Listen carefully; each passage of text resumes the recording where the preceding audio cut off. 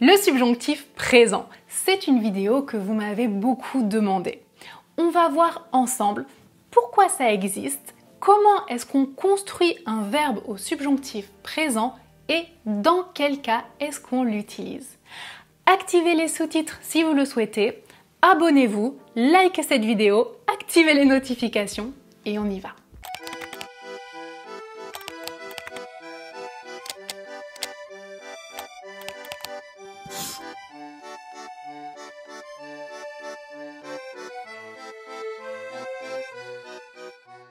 Bonjour à tous, bienvenue dans cette nouvelle vidéo de Madame à Paname. Aujourd'hui, on va étudier ensemble le subjonctif présent. Première chose, qu'est-ce que c'est le subjonctif présent? À quoi ça sert? Vous devez comprendre que le subjonctif, avant tout, c'est un mode. Qu'est-ce que c'est un mode? En français, nous avons 4 modes personnels. Le conditionnel, l'impératif, l'indicatif et le subjonctif. Dans chaque mode, il y a des temps. Donc, un mode, c'est comme une famille de temps. Et chaque mode a un objectif très spécifique. L'objectif du mode conditionnel, de façon générale, c'est d'exprimer une condition. Oui. L'objectif du mode impératif, c'est d'exprimer un impératif ou un ordre, c'est la même chose. Oui. L'objectif du mode indicatif, c'est d'indiquer une réalité, de parler d'une réalité objective. Et l'objectif du subjonctif, c'est d'exprimer sa subjectivité. C'est à ça que ça sert, le subjonctif. Parler de sa subjectivité. Donc, vous voyez qu'il existe plusieurs temps à l'intérieur du mode subjonctif. Aujourd'hui, nous allons voir ensemble le présent du subjonctif. En français, aujourd'hui, on utilise le présent et le passé du subjonctif. Les deux autres ne sont plus vraiment utilisés. Vous pouvez les voir dans la littérature, mais on ne les utilise plus aujourd'hui à l'oral comme à l'écrit. C'est très très rare. Alors, le subjonctif pour exprimer sa subjectivité. C'est-à-dire, par exemple, si je dis « j'habite à Paris ». J'habite, c'est du présent de l'indicatif. C'est une réalité objective. Mais si je dis « je veux que tu viennes à Paris », je veux, c'est ma subjectivité. Que tu viennes, c'est du subjonctif. Le subjonctif est toujours utilisé avec que. Mais attention, tous les verbes qui suivent que ne sont pas toujours au subjonctif. Je donne un exemple. Si je dis par exemple « la femme que je vois marche dans la rue », ici c'est de l'indicatif, il n'y a pas de subjonctif. Mais si je dis « je veux que tu prennes un manteau », ici c'est du subjonctif. On va voir dans la dernière partie de la vidéo quand on utilise le subjonctif exactement. Alors, le subjonctif, comment est-ce que je le construis? On entend beaucoup de mythes sur le subjonctif, que c'est difficile à construire. Mais en réalité, vous l'utilisez probablement déjà, le subjonctif. Oui. Pourquoi? Comment est-ce qu'on construit un verbe au subjonctif? Un verbe au subjonctif est constitué d'un radical ou d'une base et d'une terminaison. Les terminaisons sont toujours les mêmes. Regardez bien ces terminaisons. Elles sont très proches des terminaison du présent de l'indicatif avec le premier groupe. Une seule petite différence, le « i » au subjonctif. Donc, par exemple, si je dis avec un verbe en ER, chanter. Regardez la différence. C'est très proche. Si je dis tu chantes une chanson, c'est de l'indicatif. Mais si je dis je veux que tu chantes une chanson, c'est du subjonctif. Vous chantez une chanson, c'est de l'indicatif. Je voudrais que vous chantiez une chanson avec le « i », c'est du subjonctif. Voilà. Alors, pour les verbes en ER, la seule différence, c'est le « i » pour nous et vous. Ions, yé. Il faut que vous reteniez bien ça. Ions, yé. Chantions, chantiez. Pour les verbes qui ne sont pas en ER, c'est un peu différent. On va prendre un verbe en IR, le verbe finir. Regardez comment il se conjugue au présent de l'indicatif et au subjonctif présent. Pour les verbes qui ne terminent pas en ER, la règle est: je prends le radical de la troisième personne du pluriel du présent de l'indicatif, ils finissent, j'enlève la terminaison, je garde le radical, et j'ajoute les terminaisons du subjonctif avec la base de la troisième personne du pluriel du présent de l'indicatif. Ça va? Là, ça se complique un petit peu. Bon, en réalité, ce n'est pas si compliqué parce que la prononciation est la même. Ils finissent, que je finisse, que tu finisses, qu'ils finissent, qu'ils finissent. Finissent, finissent, finissent, finissent, finissent. Les terminaisons sont différentes, ça ne s'écrit pas de la même manière, mais la prononciation est exactement la même. Le seul changement, c'est toujours nous et vous, que nous finissions avec le i, que vous finissiez, ion, yé. Prenons un autre verbe. Par exemple, le verbe écrire. Voici le verbe au présent de l'indicatif. Donc, je prends la base de la troisième personne du pluriel du présent de l'indicatif, j'enlève la terminaison et voilà ma base pour construire le subjonctif. Je veux que tu écrives une lettre. Je veux que vous écriviez une lettre. Est-ce que ça va le concept général? Bon. Il y a des verbes au présent de l'indicatif où la base, le radical, est différent avec nous et vous et il. Cette différence de radical se retrouve au subjonctif. J'explique. Par exemple, avec le verbe prendre. Regardez la conjugaison du verbe prendre au présent de l'indicatif. Vous voyez que le radical avec nous et vous est différent du radical avec il. Cette différence, on la retrouve au subjonctif. Est-ce que vous voyez? Le radical de ils prennent va être le même pour je, tu, il. Mais nous et vous, le radical est le même. La seule différence, c'est toujours le i. On ajoute un i. Donc, que je prenne, que tu prennes, qu'ils prennent, prennent, même prononciation. Et pour nous et vous, que nous prenions, que vous preniez. Ok. Ça semble un peu complexe, c'est un peu de la gymnastique de cerveau, mais en réalité, une fois que vous avez compris le système, vous allez voir, c'est pas si compliqué. Vous devez bien connaître le présent de l'indicatif, ça c'est très important parce que vous voyez que le subjonctif présent se construit sur le présent de l'indicatif. Si le présent de l'indicatif n'est pas clair, c'est probable que vous ayez un problème au subjonctif présent. Mais si vous connaissez bien le présent de l'indicatif, vous avez à faire une correspondance pour passer au subjonctif. C'est un automatisme à acquérir. Il faut faire des exercices pour que le cerveau comprenne le système.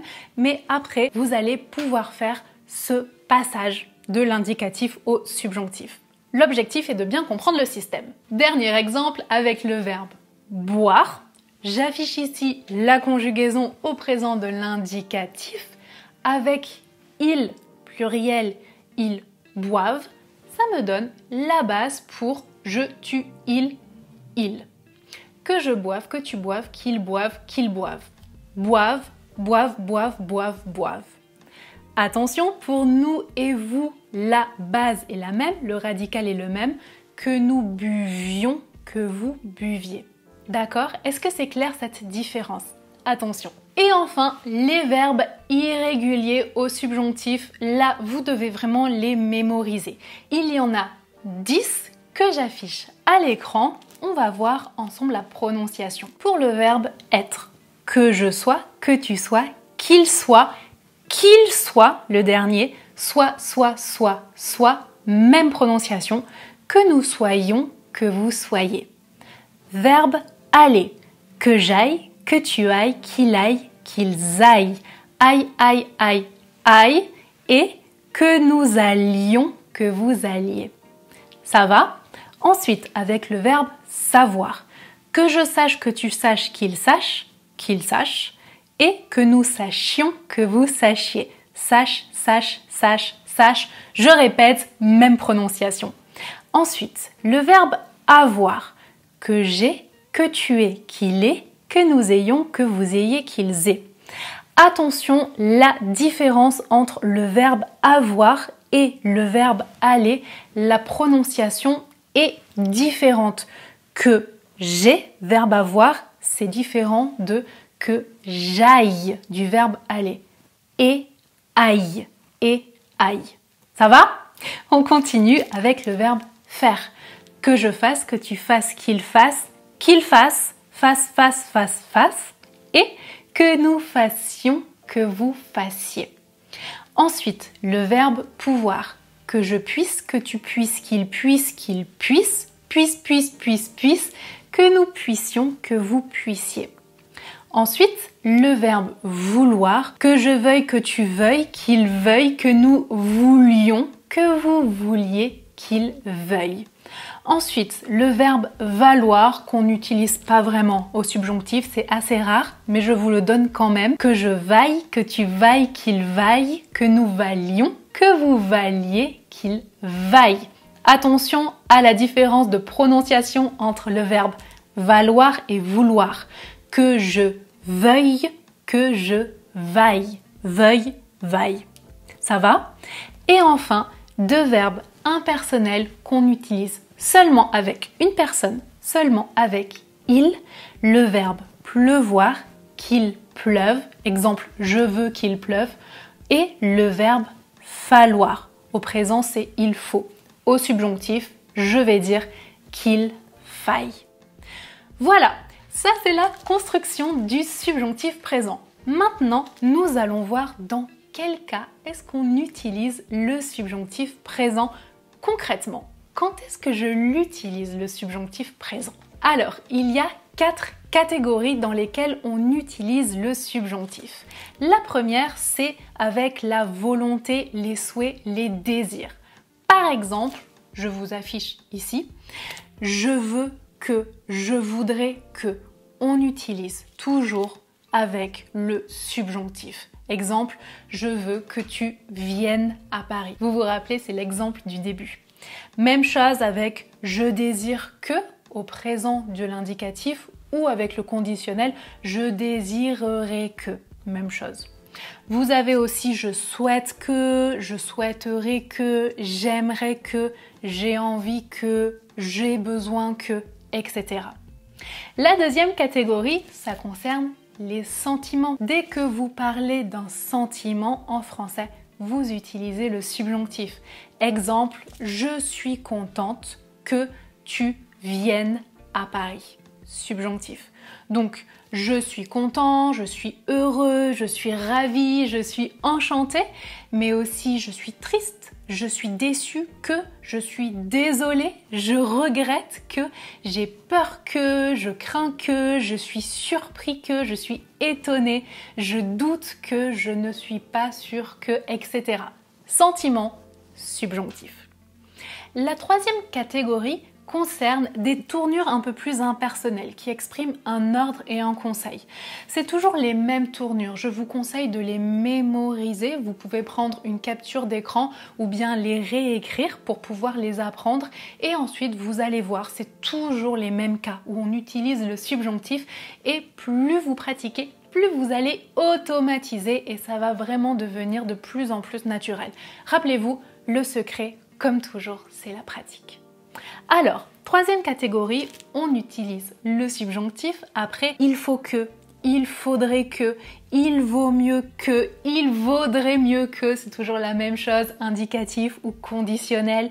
Ensuite, il est possible que ou il est impossible que, ou bien il est nécessaire que, il est préférable que, il est indispensable que, il est rare que, il est temps que, il est dommage, il est normal, il est incroyable que, il y en a d'autres, voilà les exemples principaux. Ensuite, quatrième catégorie, on utilise aussi le subjonctif après certaines conjonctions. On utilise le subjonctif par exemple après avant que, jusqu'à ce que, en attendant que, ça exprime le temps, une idée de temps. On utilise aussi le subjonctif après une conjonction qui exprime une condition, par exemple pourvu que ou à condition que, pour que, ça c'est le but, sans que, et bien que.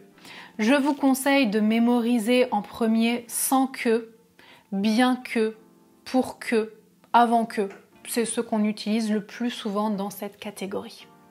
Voilà, donc ça c'est une liste des cas principaux, il y en a d'autres bien sûr, mais si vous mémorisez ces cas-là, déjà ça vous donne une très bonne base pour pouvoir utiliser le subjonctif. Donc ça doit vraiment devenir automatique. Vous devez vraiment penser j'aimerais que subjonctif, je voudrais que subjonctif, pour que subjonctif, tac tac tac tac, automatisme. Et rappelez-vous, pour automatiser, on pratique. Dernière chose, avant de finir, un petit cas un peu bizarre, évidemment, bien sûr, il y a toujours des petites exceptions.